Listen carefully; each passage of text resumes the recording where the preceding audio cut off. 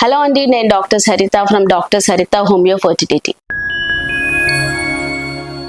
So hormonal imbalance అనేది చిన్న పెద్ద తేడా లేకుండా, జెండర్ రిలేటెడ్ గా లేకుండా, ఆడవాళ్ళలో కానీ మగవాళ్ళలో కానీ ఎవరిలో అయినా కానీ ఈ సమస్య వచ్చే అవకాశం అనేది ఉంది. సో హార్మోనల్ ఇంబ్యాలెన్స్ అంటే ఏంటి? ఇది ఒక చిన్న సమస్య అని దీన్ని కనుక మనం నెగ్లెక్ట్ చేస్తే ఇదే పెద్ద సమస్యగా మారే అవకాశం అనేది ఉంది. హార్మోన్స్ అనేది మన బాడీలో ఒక్కొక్క సిస్టమ్ ఒక్కొక్క టైప్ ఆఫ్ హార్మోన్స్ అనేది విడుదల చేస్తుంది. ఆ సిస్టమ్ విడుదల చేసే ఆ పర్టికులర్ హార్మోన్ అనేది మన బాడీలో ఒక్కొక్క కండిషన్స్ కి అది ఉపయోగపడుతుంది. ఎలాంటి ఇంబ్యాలెన్స్ అయినా మన బాడీలో కనుక ఉంటే డెఫినెట్ గా అది మన లైఫ్ స్టైల్ విధానాన్ని ఇబ్బంది చేసే అవకాశం అనేది ఉంటుంది. సో ఈ హార్మోనల్ ఇంబ్యాలెన్స్ అంటే ఏంటి? మన ఆ సిస్టమ్ అనేది బ్యాలెన్స్డ్ కండిషన్స్ లో లేకపోవడం ఏదైతే ఉందో దాన్ని మనం ఇంబ్యాలెన్స్ అంటాం. సో ఇంబ్యాలెన్స్ ని బ్యాలెన్స్ చేసుకోవాలి, కానీ ఇంబ్యాలెన్స్ ని సప్లిమెంట్ చేసుకోవటం అనేది ఎంతవరకు మీరు ఫేస్ చేస్తున్న ప్రాబ్లమ్ ని మీరు అది క్లియర్ చేసుకుంటున్నారు, ఎంతవరకు అది రెక్టిఫై చేసుకుంటున్నారు, దాని వల్ల సప్లిమెంటేషన్స్ అనేది మీరు తీసుకోవటం మూలాన అది షుగరే ఉండొచ్చు, లేదా ఒవేరియన్ ఎన్హాన్స్మెంట్ లో ఉండే ప్రాబ్లమ్స్ ఏ ఉండొచ్చు, మేల్స్ వైపు నుంచి ఉండే హార్మోనల్ ఇంబ్యాలెన్స్ ఏ ఉండొచ్చు, కెమికల్ కాంపోజిషన్స్ ద్వారా ఫుల్ఫిల్ చేస్తున్న హార్మోన్స్ ఏదైతే ఉన్నాయో అది బాడీలో ఉండే అన్హెల్దీ కండిషన్స్ ని ఇంకా ఎక్కువగా పెంచుతుంది, కానీ నార్మలైజ్ చేయదు. సో ఇంబ్యాలెన్సెస్ ని కనుక మీరు క్లియర్ చేసుకోవాలి అంటే